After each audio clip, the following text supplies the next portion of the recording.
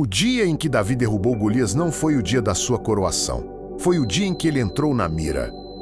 Todo mundo lembra da pedra, do gigante caindo, da cabeça sendo levantada diante do exército. Poucos prestam atenção no que aconteceu quando o grito da multidão terminou. Porque a batalha contra Golias durou minutos. O que veio depois durou anos. Existe uma mentira que muitos acreditam. Se Deus te dar uma grande vitória, tudo vai se alinhar imediatamente. A história de Davi prova o contrário. A vitória o levou ao palácio, mas não ao trono. Levou à visibilidade, mas também à inveja. Levou ao reconhecimento público, mas despertou uma guerra silenciosa dentro de Saul. Preste atenção nisso. O gigante que te promove pode ser o mesmo que expõe você a ambientes que não estão preparados para o seu crescimento. Davi saiu do anonimato para o centro da nação em um único dia. E quando a luz se acende sobre você, ela também revela quem está desconfortável com o seu brilho. Talvez você já tenha vivido isso. Orava por uma porta aberta, ela abriu e junto com ela vieram tensões inesperadas. Relações mudaram. Pessoas que antes te ignoravam passaram a te observar, algumas a te admirar, outras a te temer.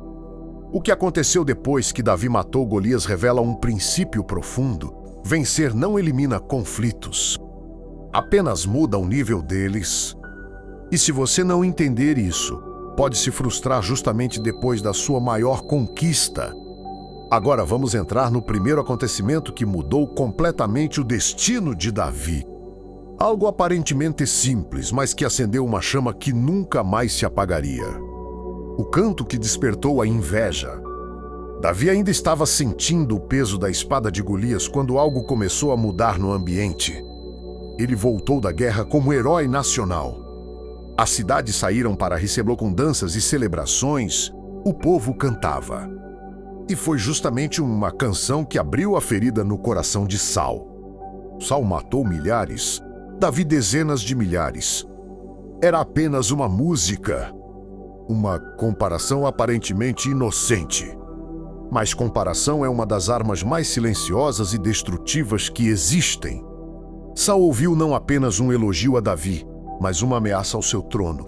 O problema nunca foi a frase em si. Foi o que ela revelou dentro dele. Entenda isso com profundidade. Davi não fez campanha contra Saul, não conspirou, não provocou. Ele só foi fiel na batalha que Deus colocou diante dele. Mesmo assim, tornou-se alvo. Porque quando alguém inseguro ouve aplausos direcionados a outro, ele interpreta como perda pessoal. Saul começou a olhar para Davi de forma diferente. A Bíblia mostra que, a partir daquele dia, ele passou a vê-lo com desconfiança. A vitória que deveria fortalecer o reino começou a delô por dentro. O ciúme não nasce do que o outro faz, mas do que falta resolver dentro de nós. Talvez você esteja vivendo algo parecido. Você venceu um desafio, cresceu, evoluiu. E alguém que antes te apoiava agora te observa com distância. O crescimento revela o coração das pessoas ao redor. Mas aqui está o ponto crucial. Davi não mudou seu caráter por causa da mudança de Saul. Ele continuou servindo. E é aí que a história se aprofunda, porque a inveja que começou no coração do rei não ficou apenas no olhar. Ela ganhou forma, intenção e ação. No próximo momento, essa tensão interna se transforma em algo muito mais perigoso. A promoção que virou armadilha. Depois do canto, Saul não afastou Davi, ela fez algo mais perigoso, aproximou, colocou-o dentro do palácio. Deu posição, visibilidade e responsabilidade. Aos olhos de todos, parecia honra. Na prática, era teste e vigilância. Nem toda promoção vem para te elevar. Algumas vêm para te expor. Davi agora vivia no centro do poder. Cada movimento observado, cada acerto comparado, cada vitória registrada. O palácio se transformou em um campo de guerra silencioso, onde sorrisos escondiam tensão e elogios carregavam veneno. Saul queria manter Davi por perto para controlá-lo, mas quanto mais tentava, mais a presença de Davi revelava sua própria fragilidade. Existe um princípio aqui que poucos discernem. Ambientes de poder revelam caráter. Davi tocava harpa e o espírito maligno se afastava de Saul, mas a paz nunca permanecia. Porque alívio espiritual não substitui arrependimento.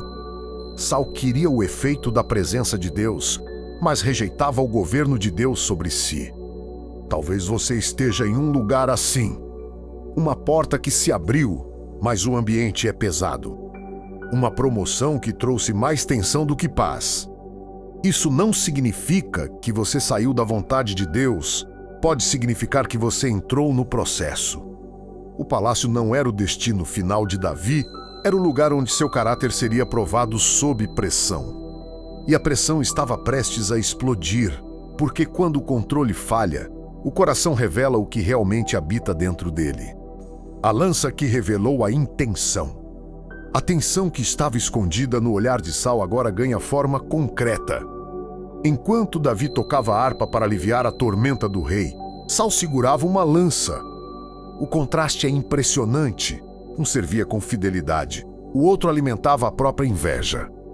De repente, a lança é arremessada. Não foi impulso momentâneo. Foi a materialização de algo que vinha sendo cultivado em silêncio. Perceba a profundidade disso. Davi estava cumprindo sua função. Não estava conspirando. Não estava competindo.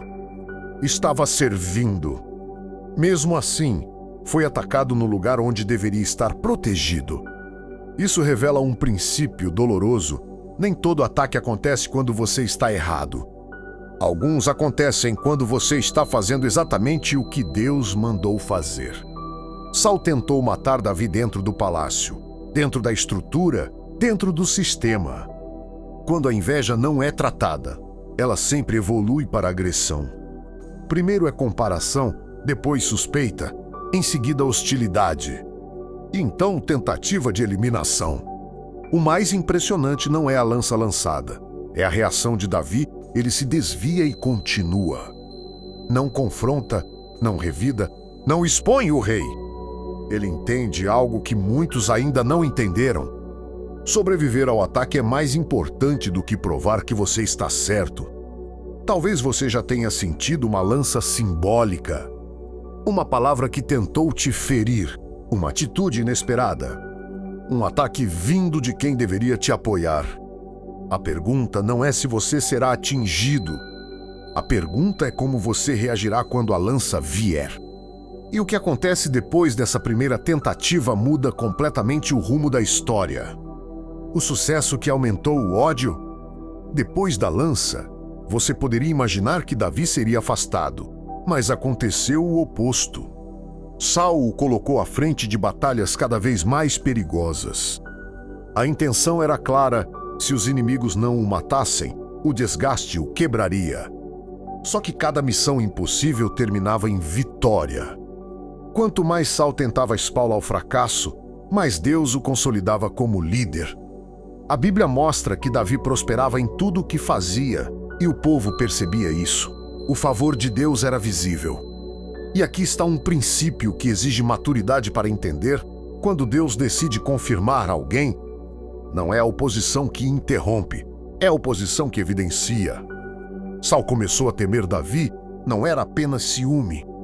Era medo de perder controle, medo de ser substituído. Medo de ver alguém crescendo sob a mesma unção que ele negligenciou. O sucesso de Davi não era arrogante, era consequência de obediência. Mesmo assim, despertava hostilidade. Talvez você esteja vivendo uma fase assim. Você faz o que precisa ser feito, entrega resultado, mantém integridade. E ainda assim alguém se sente ameaçado. O problema não é o seu brilho. É o conflito interno de quem não resolveu o próprio chamado. O texto diz que Saul temia Davi porque o Senhor era com ele. Esse é o ponto central. Quando Deus é com você, até quem tenta te prejudicar percebe que há algo diferente. E isso pode gerar respeito ou perseguição. Mas existe um detalhe que torna essa história ainda mais profunda. Em vez de endurecer, Davi continua humilde. E é justamente essa postura que prepara o cenário para o próximo teste. Um teste que não envolve guerra externa, mas decisões internas que definem destinos. A proposta disfarçada de honra. Percebendo que a força bruta não eliminava Davi, Saul mudou de estratégia. Em vez da lança, usou alianças. Ofereceu sua própria filha em casamento. À primeira vista, parecia reconhecimento. Um herói agora faria parte da família real. Mas por trás da proposta havia cálculo. Saul estabeleceu uma condição perigosa, esperando que Davi morresse tentando cumpri-la. Aqui está um ponto que exige discernimento. Nem toda oportunidade vem com intenção pura. Algumas portas são abertas para testar sua motivação. Saul acreditava que o orgulho faria Davi aceitar a proposta movido por ambição. Só que a resposta de Davi revela caráter. Quem sou eu para ser genro do rei? Ele não se via maior do que era. Não negociava identidade por status. Mesmo assim, ele aceita o desafio, não por vaidade, mas por confiança em Deus. E mais uma vez, aquilo que deveria ser sua queda se transforma em confirmação. Ele supera a exigência, retorna vitorioso e consolida ainda mais sua posição diante do povo. Saul percebe que seus planos falham porque há algo que ele não pode controlar, a presença de Deus sobre Davi e quando alguém tenta manipular. Circunstâncias para te derrubar, mas Deus transforma armadilhas em testemunhos. A tensão aumenta. Talvez você já tenha recebido uma proposta que parecia promoção, mas carregava pressão oculta. O discernimento protege mais do que a força. Davi não foi ingênuo. Ele foi firme em quem era. A partir daqui, a perseguição deixa de ser velada e se torna declarada. O que estava sendo articulado nos bastidores agora se torna uma decisão aberta de eliminação. A decisão pública de eliminar. Chega um momento em que o que era tensão interna se transforma em decreto. Saul já não esconde sua intenção. Ele ordena abertamente que matem Davi. O que começou com uma canção agora se tornou uma sentença. A inveja amadureceu e virou perseguição oficial. Observe a progressão. Primeiro comparação, depois medo. Em seguida tentativa velada. Agora perseguição declarada. É assim que conflitos não tratados crescem.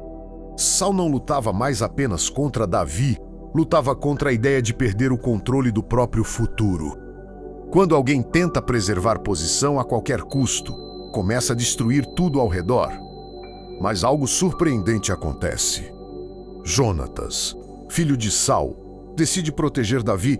Dentro da própria casa do rei surge uma aliança inesperada. Isso revela um princípio poderoso. Quando Deus tem um propósito com você, ele levanta apoio até nos lugares mais improváveis.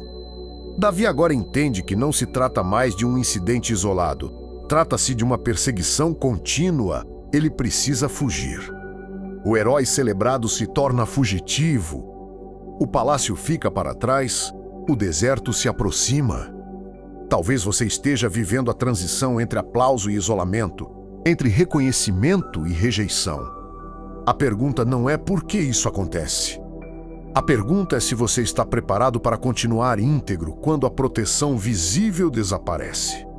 E é no deserto que a história alcança um nível ainda mais profundo. Porque longe da estrutura, Deus começa a formar algo que o palácio nunca poderia produzir. A caverna que revelou o verdadeiro chamado. Davi sai do palácio como fugitivo e entra na caverna de Adulão. Ontem ele era celebrado nas ruas. Agora se esconde nas rochas. A transição é brutal. Mas é aqui que muitos não entendem o mover de Deus. O deserto não é abandono. É preparação invisível. Na caverna começam a chegar homens endividados, amargurados, rejeitados. Não chegam generais prontos. Chegam pessoas quebradas. E a Bíblia diz que Davi se torna líder deles. Perceba a profundidade.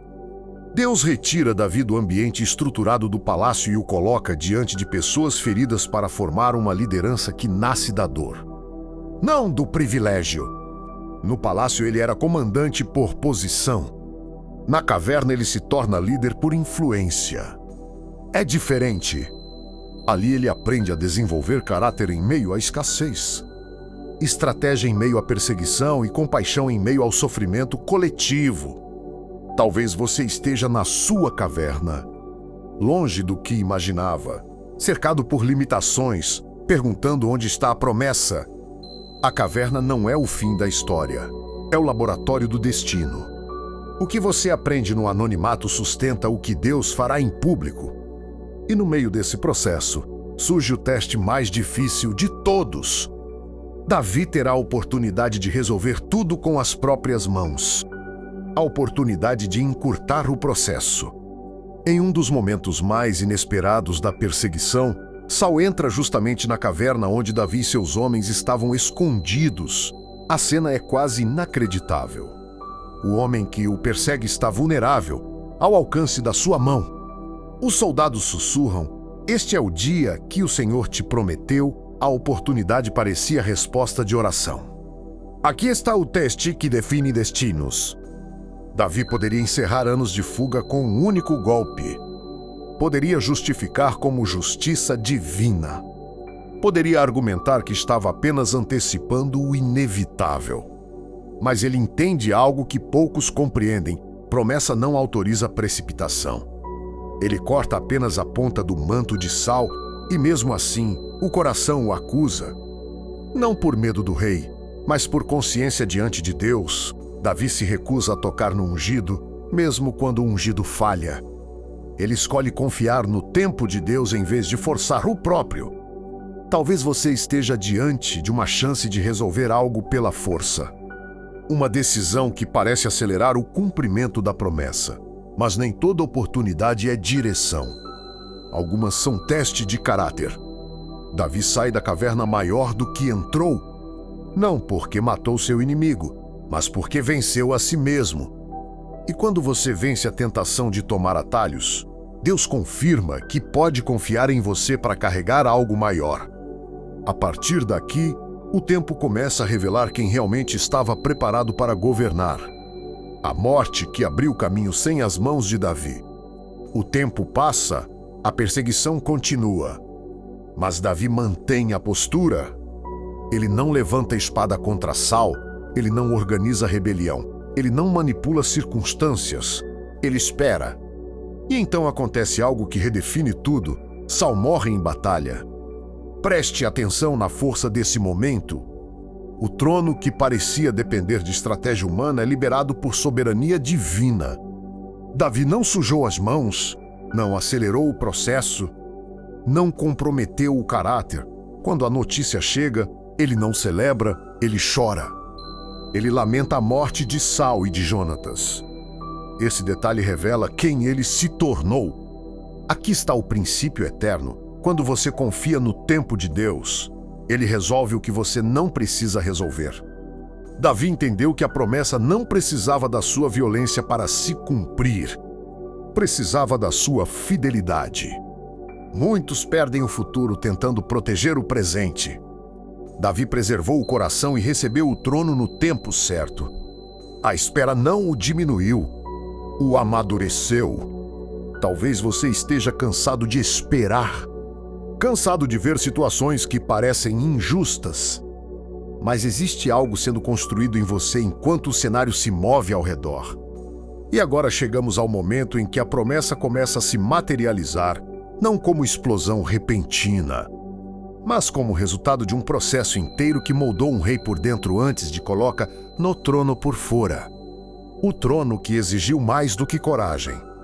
Quando Davi finalmente é reconhecido como rei, não assume sobre uma nação unificada de imediato. Primeiro governa apenas Judá, o processo ainda não terminou. Mesmo depois da morte de Saul, divisões permanecem. Isso revela algo profundo. Conquistar posição é diferente de consolidar governo. Davi aprende que reinar exige mais do que vencer batalhas. Exige sabedoria para unir tribos, paciência para lidar com resistências e maturidade para não governar movido por ressentimento. Ele poderia usar o passado como justificativa para governar com dureza. mas escolhe governar com discernimento. Aqui está a virada central da história. O jovem que enfrentou Golias com ousadia agora lidera com equilíbrio. O fugitivo da caverna agora carrega responsabilidade nacional. O homem que poderia ter sido amargurado pela perseguição se torna instrumento de estabilidade. Talvez Deus não esteja apenas te levando a vencer gigantes. Talvez esteja formando em você a estrutura necessária para sustentar aquilo que pediu em oração. Porque caráter sustenta o que talento conquista. A história de Davi depois de Golias não é sobre um herói instantâneo. É sobre um processo que transforma a vitória em maturidade, exposição em preparo e promessa em responsabilidade. O que aconteceu depois que Davi matou Golias ensina que o verdadeiro gigante não era o filisteu. Era o tempo, o caráter, a espera e as decisões silenciosas que ninguém aplaude. É aí que destinos são realmente definidos.